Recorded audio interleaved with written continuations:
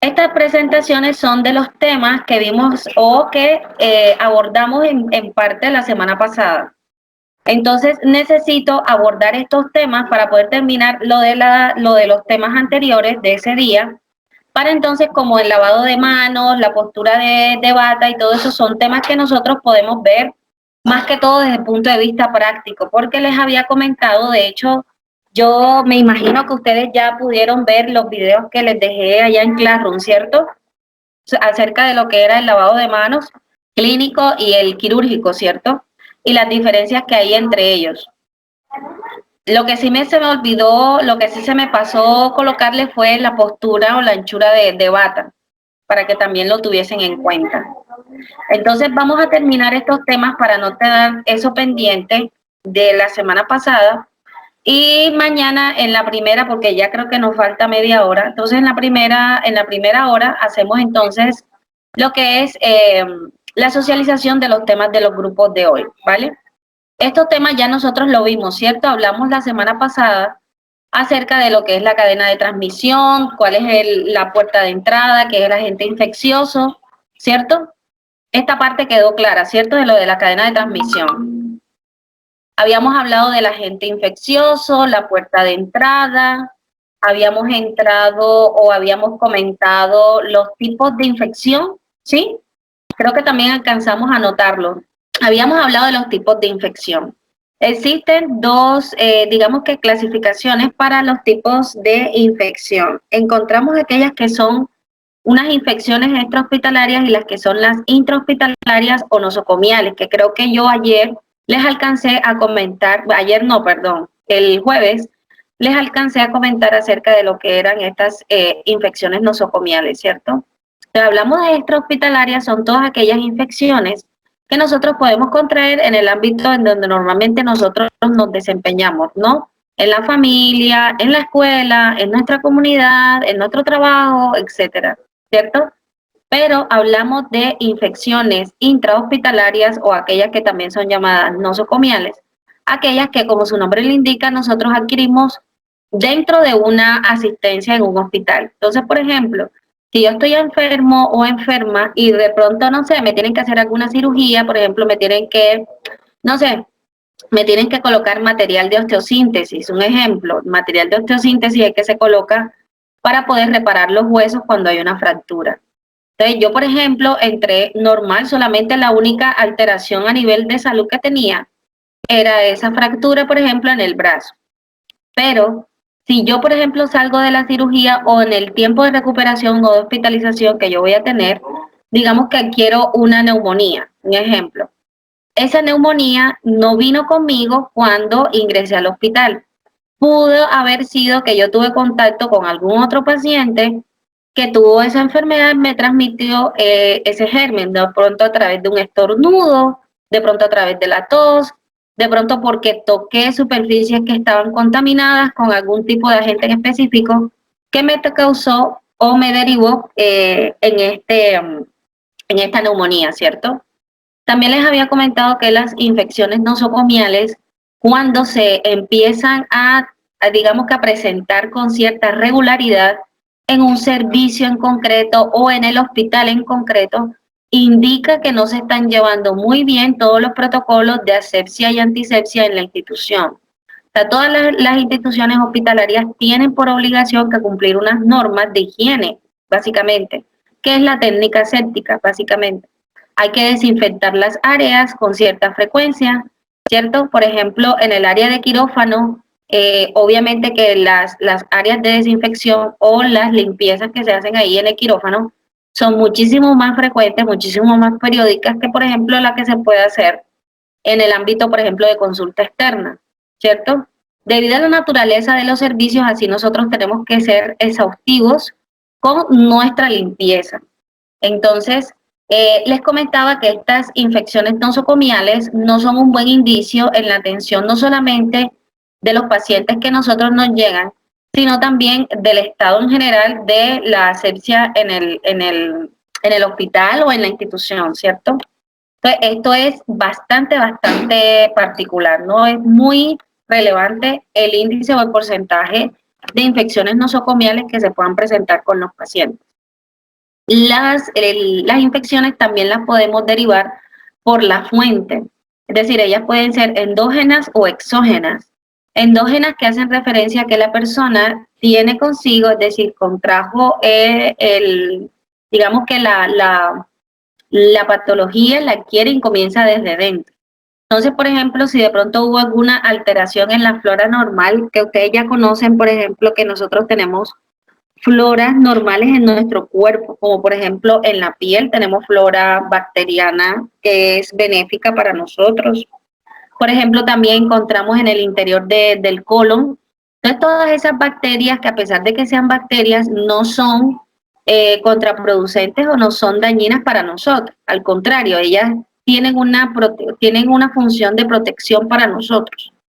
Entonces, todas estas fuentes de infección endógena comienzan desde dentro de nuestro cuerpo, básicamente. Mientras que las exógenas son aquellas que vienen causadas o, por ejemplo, donde la gente entra a nuestro cuerpo a través de cualquiera de las puertas de entrada que nosotros vimos cuando vimos la cadena de contagio, ¿cierto? Entonces puede ser a través de las vías genitourinarias, respiratorias, oral, etcétera, ¿cierto? Entonces básicamente serían esas las fuentes, endógenas o exógenas, o pueden ser extrahospitalarias o intrahospitalarias, que son las mismas nosocomiales. Aparte de eso, yo les había comentado que habían que relacionar o tenían que definir unos términos, ¿cierto? Que son estos que tenemos aquí en pantalla: asepsia, antisepsia, contaminación, etcétera. Entonces comenzamos, por ejemplo, con lo que es la técnica aséptica. Este término de técnica aséptica, junto con otros que ustedes van a ver más adelante, son términos que ustedes van a escuchar con mucha frecuencia en los ambientes hospitalarios o clínicos. Son bastante usados. Entonces, tenemos que ser muy claros a qué hacen referencia a ellos para que ustedes se puedan ubicar en lo que hace referencia como tal, ¿cierto? Entonces encontramos la técnica aséptica. La técnica aséptica son todos esos procedimientos que nosotros podemos hacer en el ámbito clínico u hospitalario para poder disminuir la presencia, digamos que en su parcialidad o de manera total, de todos esos microorganismos que pueden hacernos contraer alguna enfermedad. Entonces, por ejemplo, si nosotros atendimos a un paciente que de pronto tiene alguna infección, no sé, por estreptococo, por ejemplo, que es una bacteria bastante importante a nivel clínico, hay que hacer una desinfección de todas las áreas en donde haya estado ocupada por el paciente. Entonces, todos esos procedimientos que nosotros podemos hacer para limpiar las superficies, para poder hacernos y aplicarnos a nosotros, es lo que nosotros llamamos técnica aséptica. Entonces, todo eso se hace para poder disminuir, obviamente, los riesgos de infección, no solamente para el paciente como tal, sino también para nosotros, obviamente, porque nosotros también necesitamos protegernos de todas esas agentes que pueden estar en los ambientes hospitalarios. Entonces, toda la técnica aséptica hace referencia a todos esos procedimientos que están destinados a eliminar, sea parcial o totalmente, la presencia de esos agentes patógenos. Que recuerden que los agentes patógenos en la cadena de transmisión, ya habíamos hablado que pueden ser virus, pueden ser bacterias, pueden ser esporas, pueden ser toxinas, pueden ser parásitos, todo eso, ¿cierto? Entonces, todos esos procedimientos que nosotros hacemos para poder eliminar todos esos agentes patógenos se les conoce como técnica aséptica. Entonces, hay técnicas asépticas, por ejemplo, que son de vital importancia en el ámbito clínico. Uno de ellos fue lo que tocó hoy el grupo, que es el lavado de manos.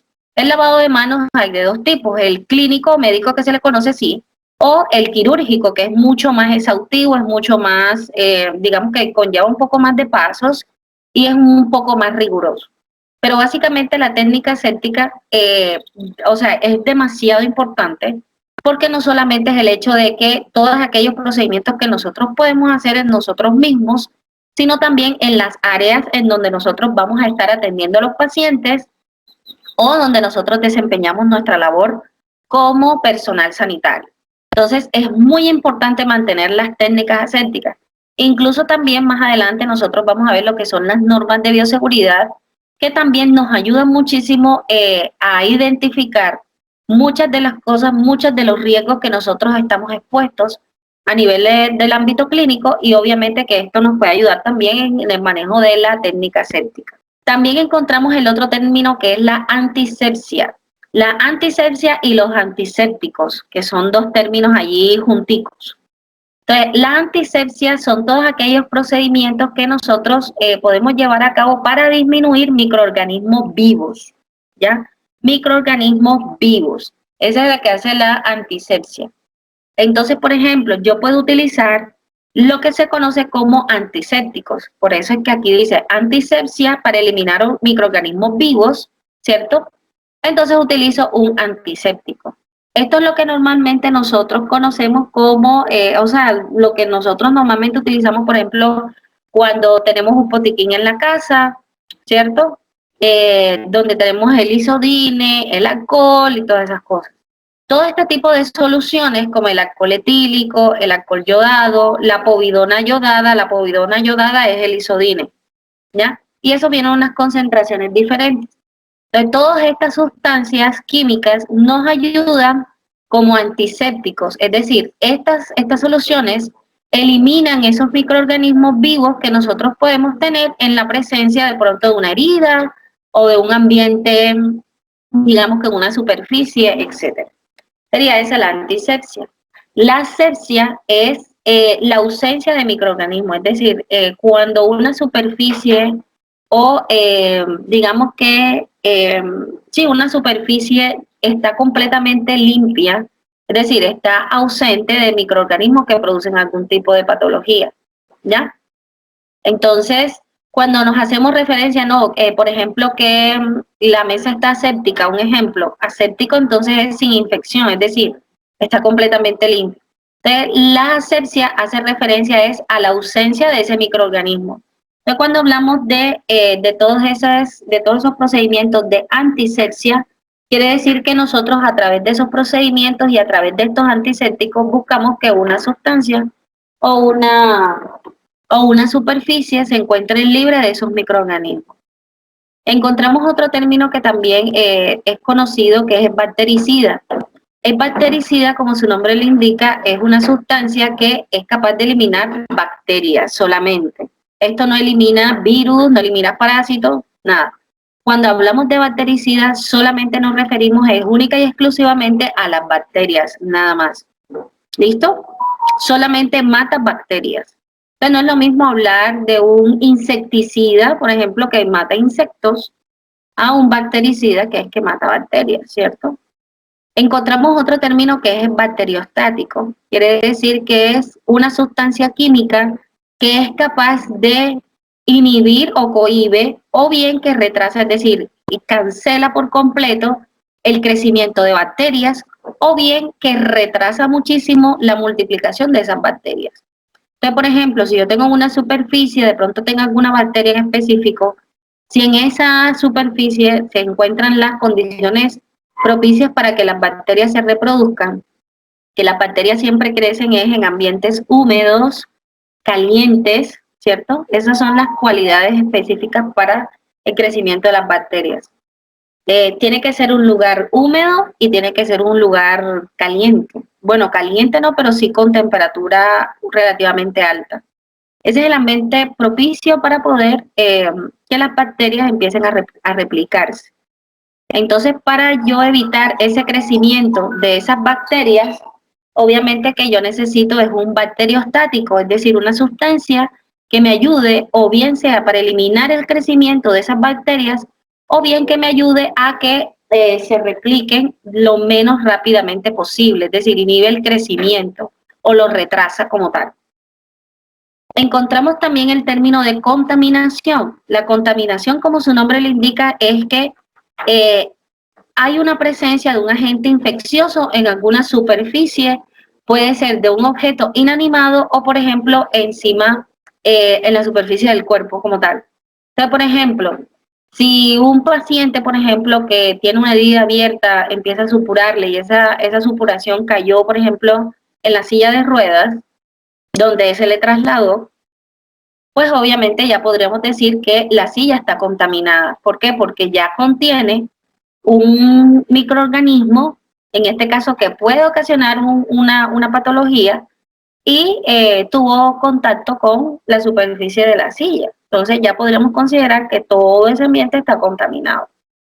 Por eso es que ustedes van a ver cuando ya ustedes vayan para su semestre de médico quirúrgica, cuando miren los tiempos quirúrgicos, se van a dar cuenta que todos estos términos de contaminación, de asepsia, de antisepsia, de bacteriostático, todo eso es sumamente importante en el ámbito de quirófano porque ahí se mantienen unas técnicas asépticas muy estrictas y uno tiene que ser muy estricto con el cumplimiento de esas normas, ¿no? En el quirófano.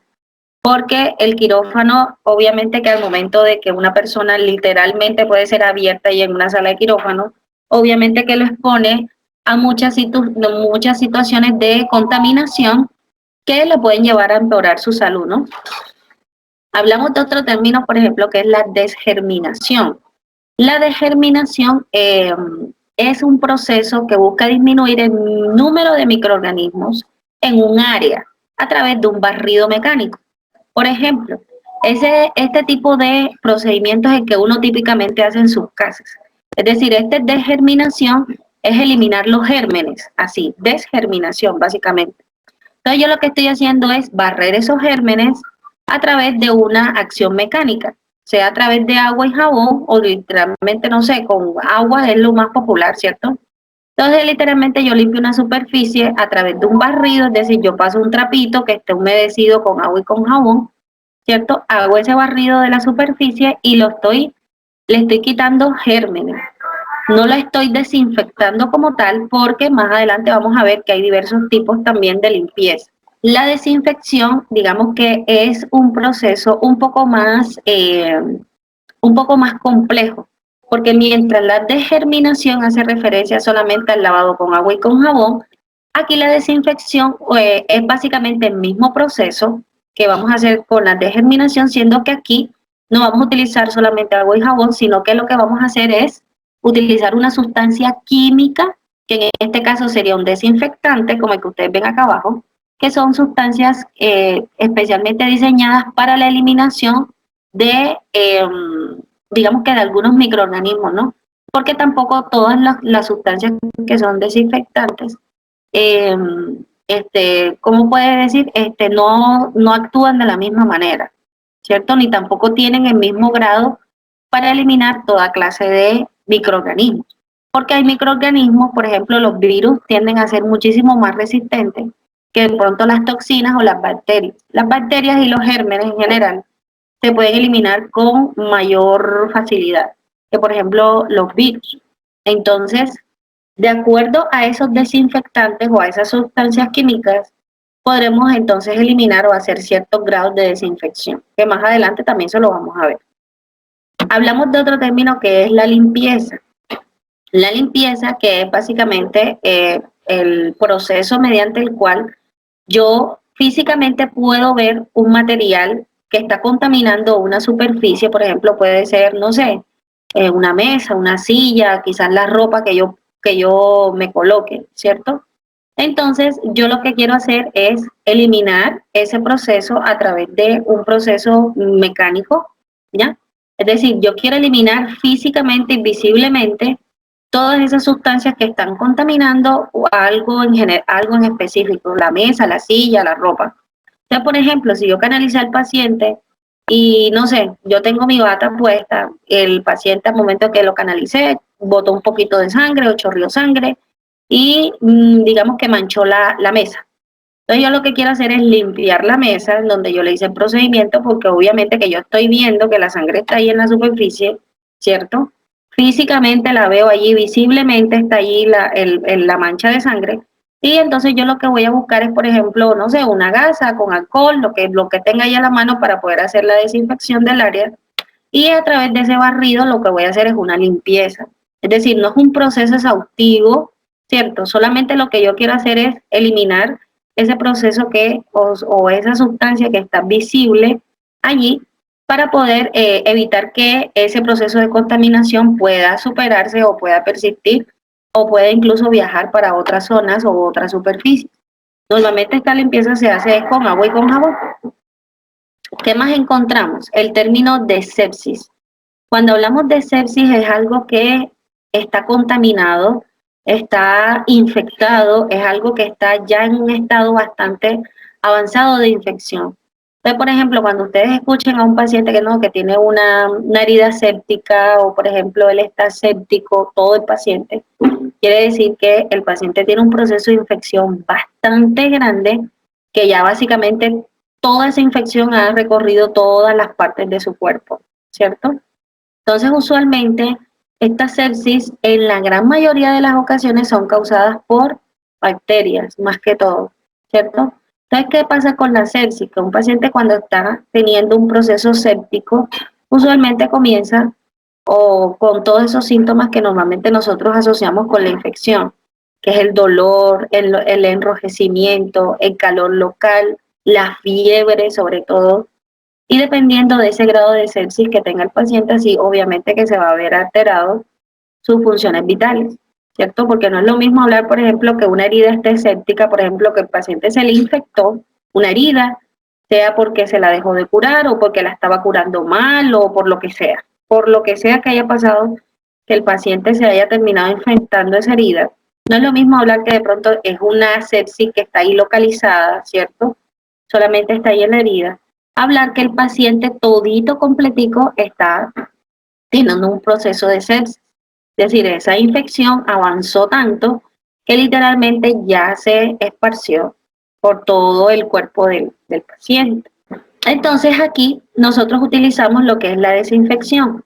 ¿Ya? La desinfección son todos aquellos métodos que nosotros podemos utilizar a través de unas sustancias químicas en específico, pero se utiliza más que todo en objetos inanimados. ¿Ya? Por ejemplo, en la mesa, la sala de quirófano, digamos que la mesa de quirófano como tal, las pinzas que nosotros utilizamos para poder hacer cierto tipo de procedimientos. Entonces aquí utilizamos algunas sustancias químicas que están específicamente diseñadas para combatir no solamente microorganismos que se consideran como que de baja intensidad, por decirlo de alguna manera, sino también aquellos microorganismos que pueden ser potencialmente, pero bastante peligrosos para la salud de una persona en general. Aquí utilizamos el hipoclorito de sodio, que es el que normalmente, por ejemplo, el hipoclorito, que también lo podemos conseguir en ámbitos, ¿cómo le podríamos decir?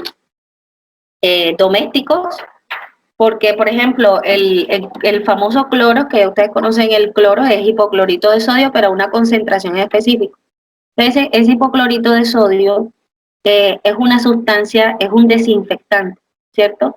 Pero el que, por ejemplo, que ustedes pueden conseguir a nivel eh, doméstico, viene a unas concentraciones mucho menos disminuidas que el que nosotros podemos encontrar a nivel hospitalario, porque entendemos que a nivel hospitalario se encuentran mucha más variedad de microorganismos y mucha más resistencia, o que son mucho más resistentes, que por ejemplo esos microorganismos que nosotros normalmente podemos conseguir en casa. Porque en casa también se pueden presentar microorganismos, hay también que hacer limpieza y hay que hacer una desinfección de la casa, ¿cierto? Pero ese tipo de sustancias que nosotros utilizamos a nivel doméstico no son similares ni tampoco vienen a las mismas concentraciones que las que podemos encontrar a nivel hospitalario, ¿cierto? Entonces encontramos el hipoclorito de sodio, hay uno que también es bastante conocido, que es por ejemplo en donde nosotros dejamos reposar material quirúrgico, si de pronto se necesita desinfectar. Este es el que normalmente, por ejemplo, para curar las heridas o alguna cosa así, podemos dejarlo sumergido en esta sustancia para poder hacerle desinfección a ese objeto en particular, que es el Wescodine también. Ahora con el coronavirus, por ejemplo, se hacen desinfecciones de áreas comunes con el amonio cuaternario, que es una sustancia que también es un alto, o sea, es una sustancia desinfectante, pero de muy alto poder, ya bastante poderoso. De hecho, es tan poderoso que se tiene que saber cómo manejar ese tipo de, de sustancias porque básicamente todas estas sustancias necesitan ser diluidas, ¿cierto? Sobre todo con el amonio cuaternario cuando se van a hacer limpiezas de esas áreas comunes, porque estas sustancias son tan fuertes o vienen en unas concentraciones tan altas que básicamente pueden colocar en riesgo la integridad de la piel de una persona si se maneja o se manipula de mala manera, ¿ya? Ya, por ejemplo, con el hipoclorito de sodio pasa eso, a pesar de que es una sustancia muy común, a altas concentraciones eso puede ocasionar quemaduras, ¿ya? Cuando está altamente concentrado. Lo mismo pasa con eh, las siguientes sustancias, ¿no? Entonces encontramos, aquí viene entonces lo que son los métodos de limpieza, que básicamente son todos aquellos procesos, como ya lo hemos visto, en donde podemos utilizar un desinfectante o agua y jabón para poder eliminar esporas, gérmenes, pues los patógenos que hayan en una superficie. Y hablamos de que nosotros podemos limpiarnos, por ejemplo, las manos a través de un método específico y utilizamos sustancias específicas que vienen derivadas o vienen diseñadas para poder hacer ese procedimiento en concreto, ¿cierto? Por ejemplo, si yo necesito hacer una limpieza en el área de quirófano también, entonces yo voy a utilizar una serie de sustancias químicas para poder entonces realizar esa limpieza. Porque la misma sustancia química que yo voy a utilizar en las paredes o como por ejemplo en objetos inanimados, no va a ser la misma sustancia que yo voy a emplear en mis manos para poderme lavar las manos. Y eso se entiende por el hecho de que obviamente de que a pesar de que necesito una sustancia que me desinfecte las manos, es decir, que me elimine esa presencia de microorganismos a nivel de las manos, necesito también una sustancia que sea lo suficientemente poderosa como para que me elimine eso, pero no tan agresiva como para que me pueda ocasionar lesiones a nivel de mi piel, a nivel de la piel de las manos, ¿cierto? Entonces, aquí podemos utilizar varios métodos de desinfección. Antes les comentaba que la desinfección, cuando nosotros estamos hablando de desinfección, hay diversos niveles. Encontramos o sea, el nivel más alto, que básicamente este tipo de desinfección de nivel alto es el que normalmente nosotros conseguimos en ambientes hospitalarios. Es decir, este tipo de desinfección es el que mata todo, básicamente todo, bacterias, virus y hongos, que son, digamos que son los microorganismos o los agentes patógenos que más nosotros debemos buscar para combatir, ¿ya?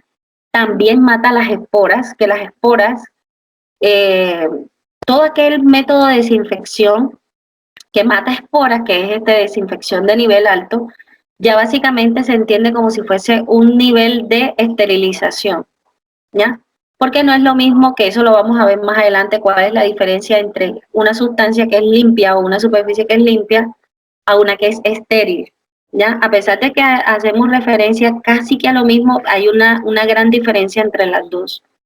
Entonces, cuando ya hablamos de desinfección de nivel alto, básicamente estamos eliminando todo lo que pueda presentarse que sea malo en alguna superficie. Entonces, mata virus, bacterias, hongos e incluso esporas. Pasamos al otro nivel que sería el nivel medio, es decir, aquí ya sí no es que mata todos los virus, todas las bacterias, todos los nada, no. Aquí hablamos de que puede matar en gran parte o en la gran mayoría bacterias, virus y hongos y definitivamente no mata las esporas. O sea, las esporas quedan vivas.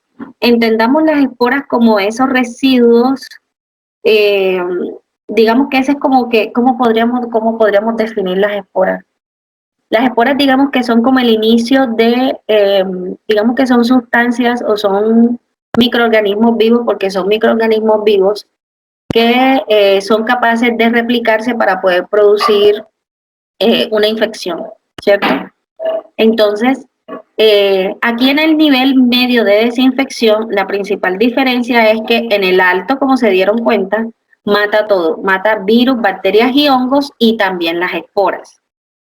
Aquí en el medio solamente puede llegar a matar buena parte de lo que son las bacterias, virus y hongos y definitivamente no mata esporas. Ya las esporas quedan intactas ahí. Entonces, por eso es un nivel de desinfección medio. Y un nivel de desinfección bajo es el que definitivamente mata bacterias, pero aquellas que no son resistentes, es decir, aquellas que, digamos que hay una subclasificación con respecto a las bacterias, que hay algunos tipos de bacterias que son más susceptibles con algún tipo de sustancias que otras que suelen ser más resistentes, ¿cierto? Entonces, por eso es que ustedes van a escuchar que hay algunas bacterias que son resistentes. Cuando hablamos de bacterias resistentes quiere decir que en realidad tenemos que utilizar sustancias o desinfectantes que tienen que ser en altas concentraciones o un proceso de limpieza bastante avanzado como para poder matar esas bacterias que son resistentes. Porque como su nombre le indica, son resistentes, es decir, se resisten a ser matadas literalmente por esas sustancias desinfectantes. Entonces, aquí hablamos de desinfección bajo es que las bacterias que no son resistentes, que son las vegetativas, son las que se matan. Aquellas bacterias que en realidad pueden llegar a ser un poco más resistentes, definitivamente no les hace nada. Los hongos, igual con los virus y los hongos. Y definitivamente, al igual que con el medio de desinfección anterior, que es el medio, el tipo de desinfección medio, aquí tampoco se matan las esporas. Es decir, esto es un nivel muy básico de desinfección, bastante bajo. Entonces, aquí podemos utilizar, como ya les había dicho, aquí podemos utilizar lo que es el alcohol etílico al 70% como sustancias desinfectantes y también antisépticos, el huescodine, el hipoclorito de sodio, el amodio cuaternario, el alcohol yodado. Entonces, hablamos aparte de todo eso, lo que necesitamos conocer acerca de la esterilización. No es lo mismo hablar de una sustancia estéril o de una superficie estéril a una superficie que es limpia. Cuando hablamos de que una superficie es limpia, podríamos decir es que hemos matado o hemos erradicado muy buena parte de la presencia de lo que son bacterias, virus y hongos, pero no hemos eliminado esporas tampoco, ¿cierto? Digamos que la limpieza, digamos que alcanza ese nivel de desinfección medio, ¿cierto? Básicamente eso es limpio. ¿Por qué? Porque estoy eliminando, así como lo escuchan en las propagandas, aquí estamos eliminando el 99.9% de las bacterias, ¿cierto? Entonces, aquí ese es la limpieza, eso es una limpieza. Pero ¿qué hablamos con la esterilización? La esterilización, la esterilización sería aquellos métodos que nosotros podemos emplear eh, que van directamente ubicados para poder eliminar todo tipo de microorganismos. Y cuando hablamos de todo tipo de microorganismos es todo, incluyendo las esporas, ¿ya? Que es lo más difícil y por qué siempre hacemos esa énfasis en las esporas. Porque las esporas son uno de los microorganismos más difíciles para eliminar de todas esas sustancias. Entonces yo le puedo echar hipoclorito, le puedo echar un montón de cosas, pero eso no se va a eliminar con las esporas. Para poder eliminar las esporas, que son uno de los microorganismos patógenos más difíciles para eliminar, yo necesito utilizar un método de desinfección que es llamado esterilización. Esa esterilización es eliminar toda fuente de microorganismos, todos los virus, todas las bacterias, todos los hongos, incluyendo también las esporas. Es decir, todo ese material que yo vaya a utilizar estéril está completamente aséptico, es decir, no hay presencia de absolutamente nada, ningún tipo de microorganismo. Y nosotros podemos conseguir esterilizar material a través de varios métodos, ya que es como el que lo ven aquí.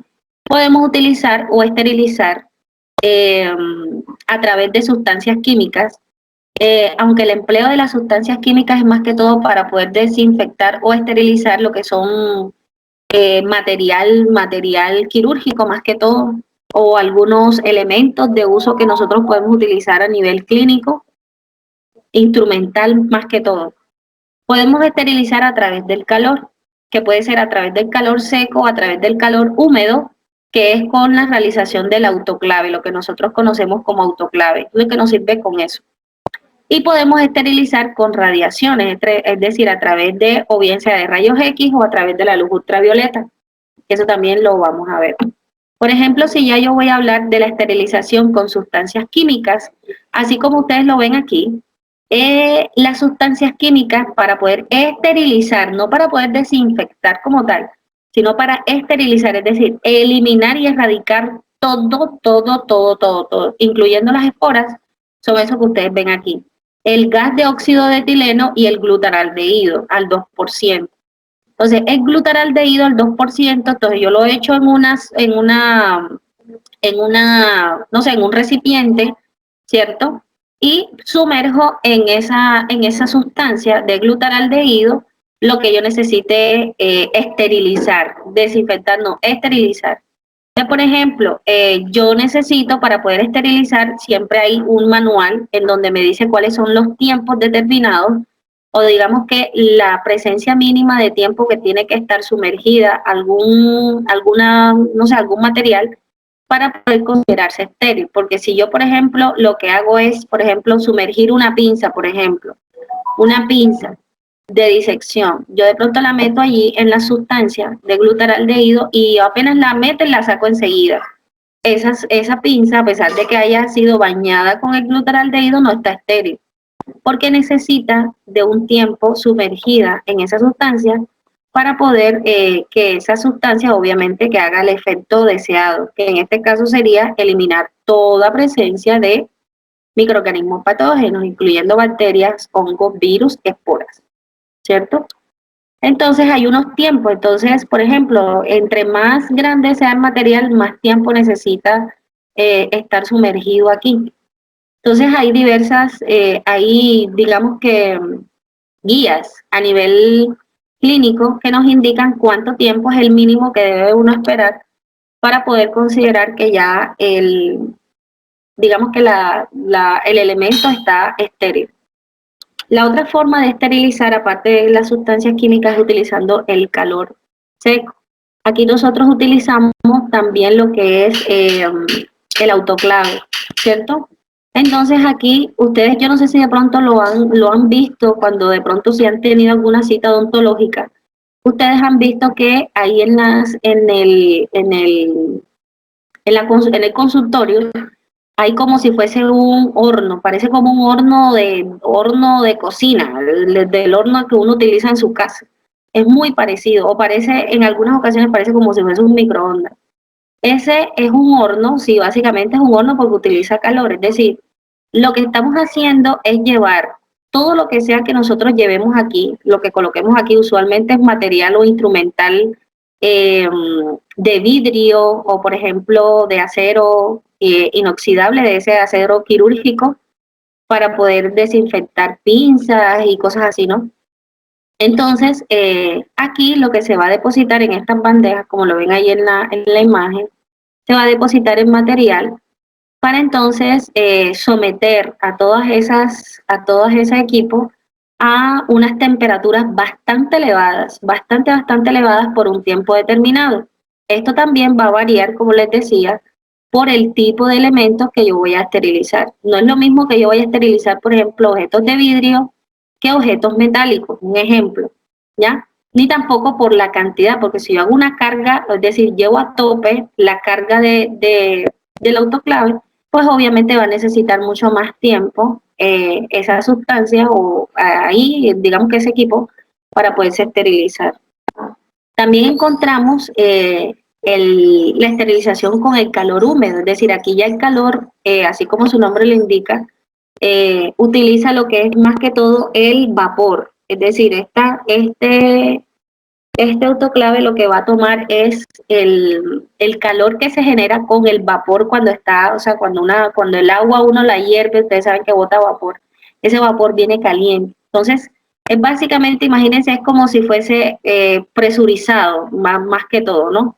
Es como que, podríamos decir que es como muy parecido a la acción que tiene la olla a presión que uno utiliza en su casa para cocinar, algo así, por ejemplo.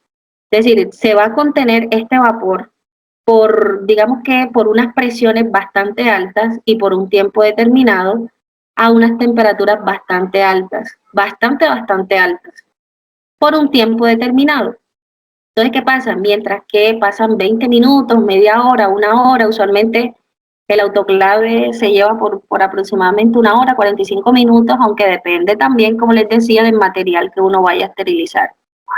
Porque no es el mismo tiempo que yo voy a determinar para poder desinfectar o esterilizar, por ejemplo, la ropa que se utiliza a nivel de cirugía para las operaciones y eso, a que, por ejemplo, yo voy a meter en el autoclave las pinzas que se utilizaron durante esa cirugía. Ese tiempo va a ser diferente, porque la ropa no necesita, por el tipo de superficie que es, no necesita ser expuesta a tanto tiempo para poder alcanzar ese grado de esterilización, como si lo necesita, por ejemplo, en material quirúrgico, ya las pinzas y todo lo demás. Entonces, el autoclave ya se podrán imaginar que es como si fuese una olla a presión gigante. Y ya se podrán imaginar que uno tiene unas aplicaciones o unos cuidados muy similares a los que uno tiene en su casa. Entonces, antes de abrir eso, ustedes nunca tienen que abrir eso sin despresurizarlo, básicamente.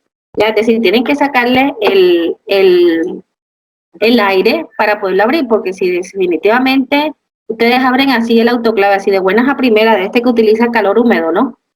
Porque el calor húmedo, como les decía antes, hay unos autoclaves que funcionan con eso y hay otros que utilizan calor seco, es decir, solamente es mero calor, no pasa nada.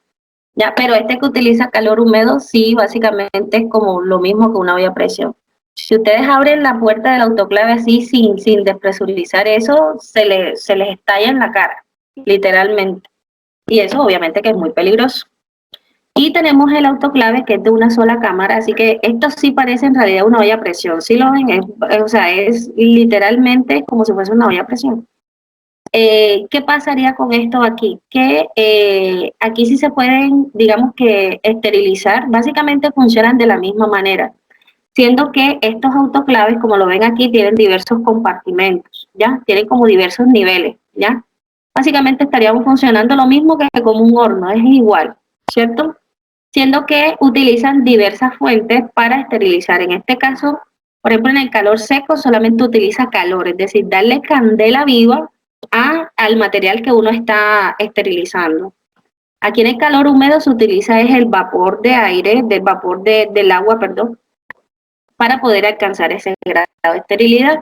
Y este autoclave básicamente también es, pero aquí es de un solo compartimento. Básicamente lo que dice que es de una sola cámara, pero tiene exactamente el mismo funcionamiento que lo vimos anteriormente. Y funciona, o sea, esto literalmente es una olla a presión gigante. Imagínense que es una cosa bastante similar. Siendo que las ventajas que posee en comparación con los otros autoclaves que vimos antes, es que esta tiene forma para desplazarse, ¿no? A pesar de que esto pesa harto, porque esto pesa bastante, pero podríamos decir de que una de las ventajas es el hecho de que uno la puede transportar mucho más fácil que los autoclaves, sobre todo estos autoclaves grandísimos que los mostraba antes. La principal ventaja, pero genera o se mantiene de la misma manera. Entonces, ¿qué pasa? Que los autoclaves necesitan una serie de recomendaciones o precauciones para su uso, ¿ya? ¿Qué pasa? Que si ustedes para poder esterilizar cualquier tipo de material, cualquiera que sea, previamente tienen que estar limpio. Es decir, han tenido que hacer un proceso de desinfección con ese material. Entonces, por ejemplo, si acaba de terminar una cirugía, están las pinzas, la tijera y todo eso está sucio. Para poder esterilizar eso, yo primero tengo que eliminar los restos de secreciones, sangre, no sé, pus, lo que sea que se haya manifestado allí. Y después de que ya yo lo haya limpiado, es decir, haya hecho un proceso de desinfección, ¿cierto? Y lo haya secado, voy a armar mi paquete y ya después de que arme mi paquete es que lo voy a mandar al autoclave, ¿ya? Entonces, todo tiene que estar previamente limpio y seco para poderlo meter aquí en el autoclave.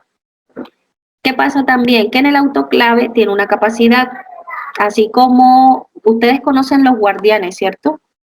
Sí conocen los guardianes, bueno, yo creo que esa parte de los guardianes lo vamos a ver aquí. Los guardianes son todos aquellos depósitos en donde nosotros agregamos lo que son las agujas que ya están usadas, ¿cierto? Entonces, si por ejemplo yo acabo de inyectar a un paciente, para darle disposición final a esa aguja, yo necesito agregarla a este guardián, que es el que me va a evitar tener contacto con esa aguja y posiblemente yo pueda estar expuesta a un accidente biológico. Profesora, O sea, yo puedo estar ahí, meter todas las agujas, ¿sí? esos son los que se diferencian del color rojo, que son pequeños, ¿cierto? Sí, así es. Usualmente son rojitos y traen una tapa, sí, sí, a veces la tapita también pues como amarilla, creo que bien, a veces, o todo rojito. Básicamente hay todo material punzante contaminado, se agrega ahí. Y usualmente lo que nosotros usamos más frecuentemente son las agujas. Entonces, ¿qué pasa? Que, como por ejemplo con el guardián, él tiene una capacidad, es decir, y llega hasta cierto punto, el guardián, al igual que el autoclave, tiene una capacidad máxima. Entonces, no podemos sobresaturar el autoclave porque primero no nos va a garantizar que las áreas o digamos que los paquetes que nosotros vamos a agregar ahí estén completamente estériles.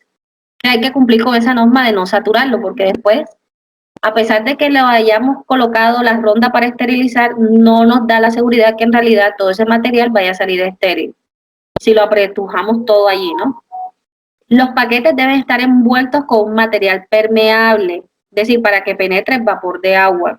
Entonces, usualmente, que eso era lo que les comentaba la compañera en el video que ella mandó, ¿ya?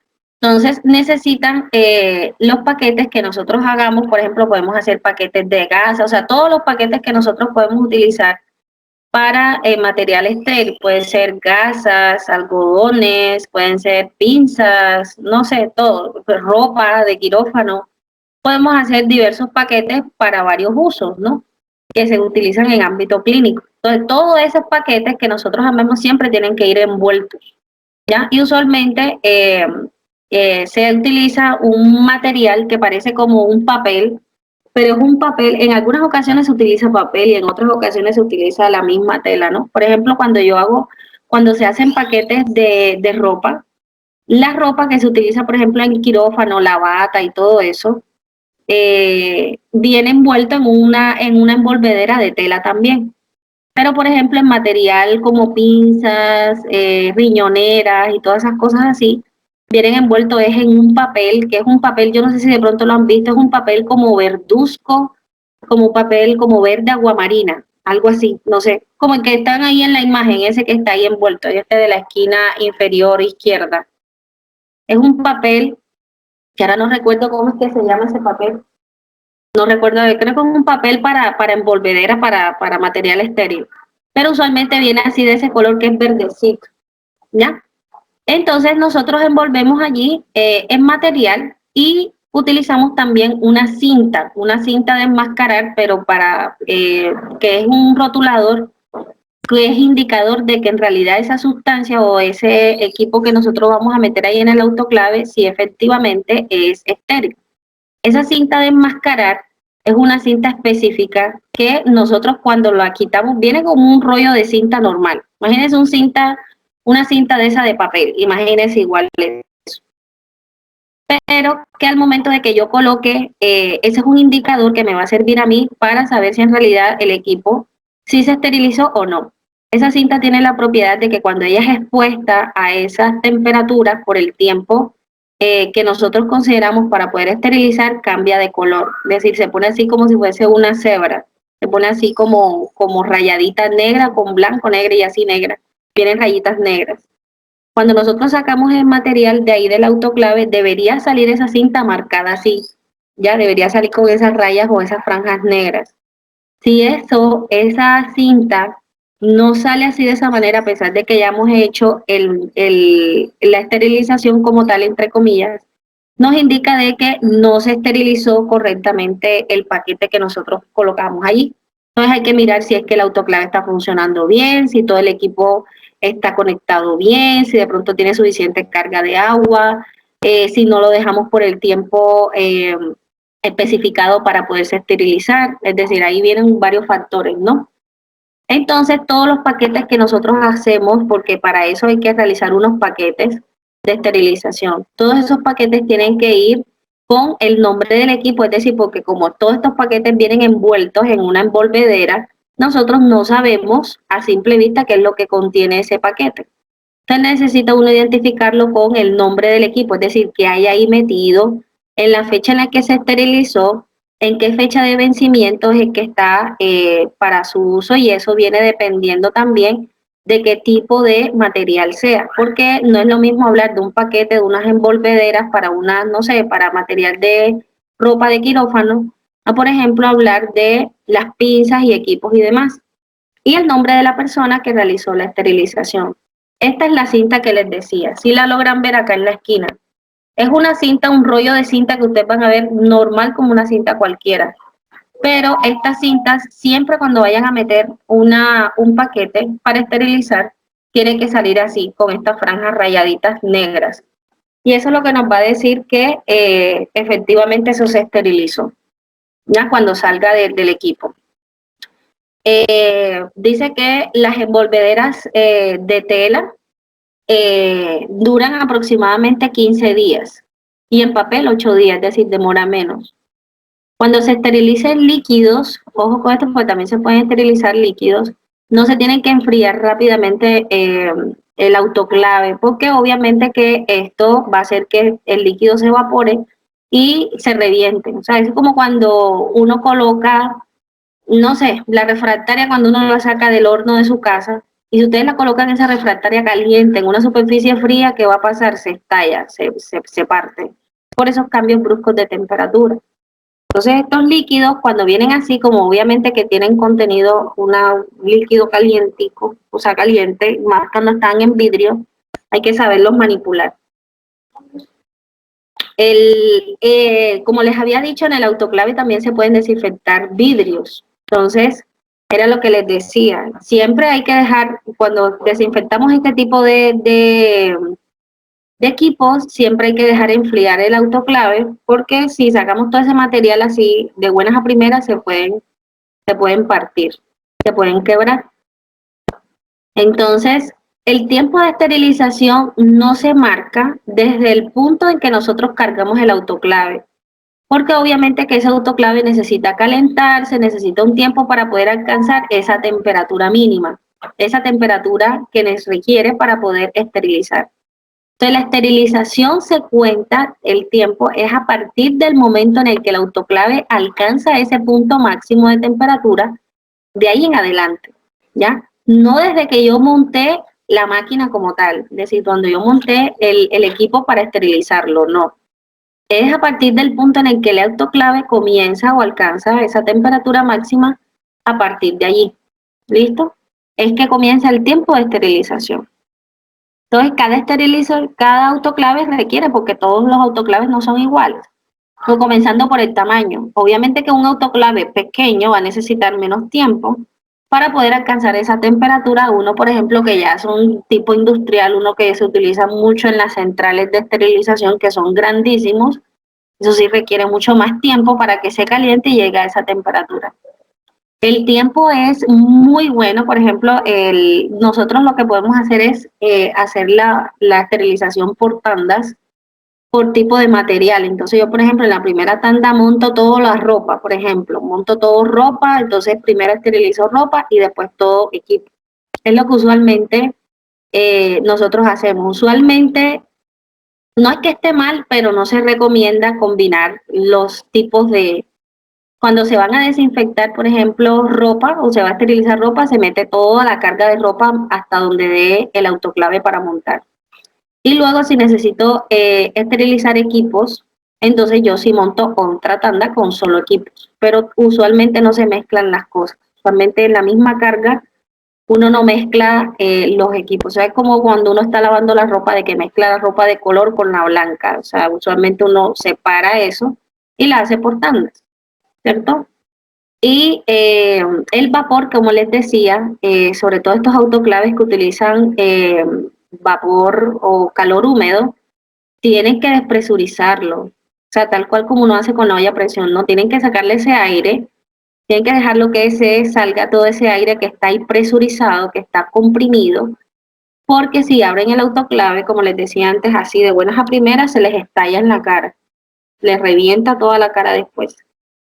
Y los paquetes de ropa, sobre todo, todos los paquetes, cuando uno los va a guardar o los va a meter en el autoclave, siempre tiene que haber una diferencia o tiene que haber una distancia entre paquete y tiene que estar distante de las paredes del autoclave.